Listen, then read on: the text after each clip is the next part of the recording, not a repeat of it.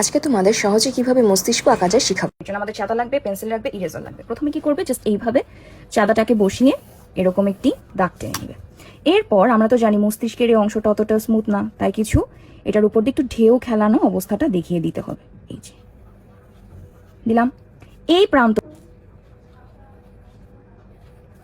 এই প্রান্তটাতে তুমি জাস্ট এইভাবে কিছু বাঁকা বাঁকা বাঁকা বাঁকা দাগ দিয়ে এর সাথে যুক্ত করে দাও।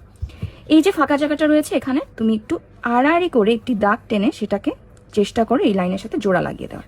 আর এখানে যে ফাঁকা স্থানটা রইল না, সেখানে জাস্ট এভাবে একটি দাগ টানো। এটাকে ডাবল লাইনিং যখন তুমি করছো, একটু এই অংশটুকু চিকন করে করে করে করে যে এই প্রান্তটাতে শেষের দিকে এসে একটু মোটা করে দাও।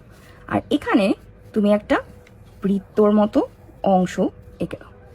দেওয়ার পর এই প্রান্ত থেকে জাস্ট একটু মোটা করে এরকম একটা চিকন দাগ দিয়ে দিতে হবে। আর এর ঠিক মাঝ বরাবর আরেকটা দাগ আসবে, অনেকটা এটার সাথে জোড়া জোড়া লাগবে। যখন তুমি যুক্ত করছো তখন অনেকটা এরকম একটা শেপ করে এমনি চলে যাবে। যখন তুমি এটাকে এভাবে নিচে নিয়ে আসছো, জাস্ট এরকম এরকম একটা যোগ করে এভাবে নিয়ে দিবে। এই অংশটাতে এই পাতার মতো একটা অংশ এঁকে দাও। এবার এটাকে যুক্ত করব কিভাবে, জাস্ট এটাকে ওভারলাইন করে এর সাথে যুক্ত করে দাও। আর এই প্রান্ত থেকে কিছু এরকম দাগ টেনে দাও। সৌন্দর্য বাড়ানোর জন্য এখানে কিছু হালকা হালকা দাগও তুমি দিয়ে দিতে পারো। এরপরের স্টেপটাতে এই অংশটাতে জাস্ট এই এই এই দিয়ে করে দাও। আর এই অংশটাতে জাস্ট এমনি করে একটা প্রান্ত দাও।